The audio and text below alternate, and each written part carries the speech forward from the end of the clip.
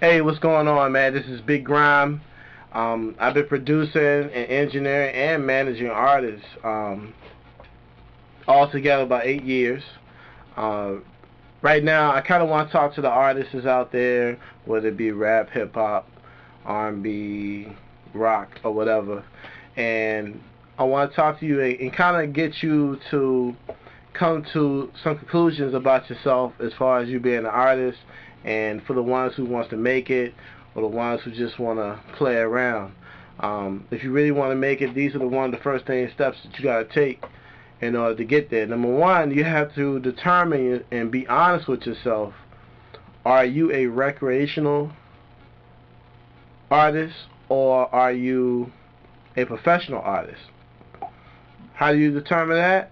Well, a recreational artist will want to make music, play it to their friends, play it, play it in their bumping in their car, play it to little girls, girlfriends. They might want to do some shows. They really just want to say, let's say a rapper. They just want to say I'm a rapper. They want to be able to say I rap, I got songs, I did a few shows. They really don't care about the money part. They really don't, they don't really want to make a living out doing it. Alright, that's number one. A professional is a person who wants to make a living off of this.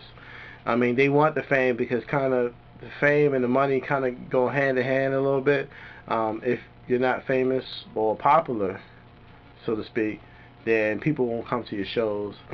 They won't buy your music. You'll have some people that'll buy it, but to really make a living off it, you have to be popular. It just makes sense. So you have to really be honest with yourself. Are you serious or are you not? If you're not serious, that's cool. Play it to your friends, Just don't, carry yourself like you're really trying to do this and you're not. Because when you're doing business with people that are serious and you're not, that's not good. It's not good for the people that's trying to really do something. Alright. If you are serious, realize that you got to spend money. You got a lot of the recreational rappers, they don't want to spend money. They say they're serious, but they don't want to spend money. You can't be serious if you don't want to spend money, because you won't have to spend money. Straight up, and the reason, it's plenty of reasons why artists are formed to think that they don't have to spend money, which that's another video that I'm gonna do. The next thing you have to do is read business books to get a better understanding. I think some of the recreational rappers that think that they are professional or want to be a professional rapper, I think they get mixed up because they really don't know business. Read the business books. They'll tell you, how to do things, and you have to spend money. I haven't seen a business book yet that says you don't have to spend money. I mean, there's ways of shoestringing things on limited money, or there's some things that may be free, but it's going to come down to you. If you really want to be successful, you got to spend money on something. The next thing is, find your niche. If you're doing music, find your niche. You're better off having a niche and finding the people that's going to buy your music than trying to advertise and promote to the general everyday people. Because if you got 100 people and there's only 10 people out of the 100 that's going to like your music, then why advertise to the whole 100 people when you can just target to those 10 people? You get more accomplished in less time. So you have to find out who you think and kind of test the waters. You can go and test your music and give it away to people and get people to respond. I'm not going to give away music for free unless you're going to give me feedback. And then what you do is, so let's say you give away 200 CDs. And these people can go online and give you feedback.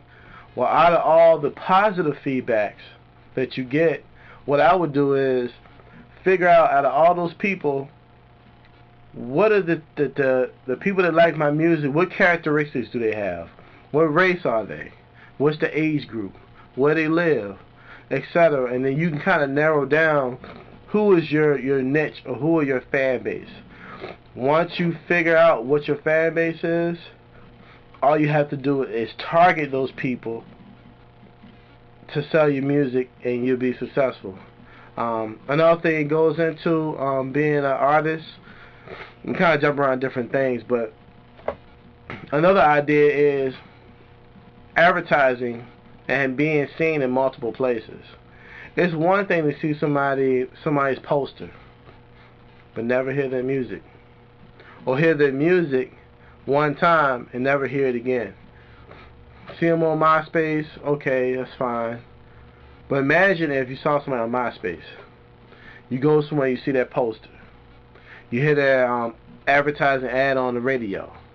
Then you see somebody promoting your CD somewhere else.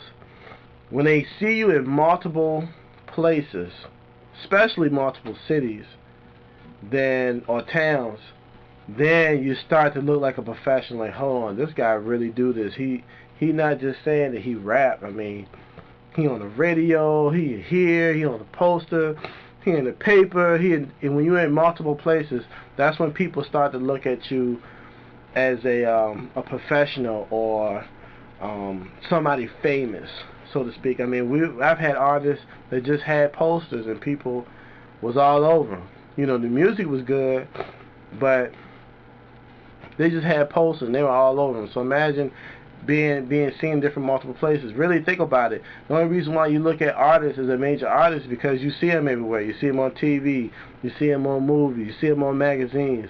Well, you can kind of get the same effect in some way by being seen in multiple places. That's the whole goal. That's why artists, when they about to release a CD, they're all over different magazines. They'll get on anybody magazine just so you can see them multiple times.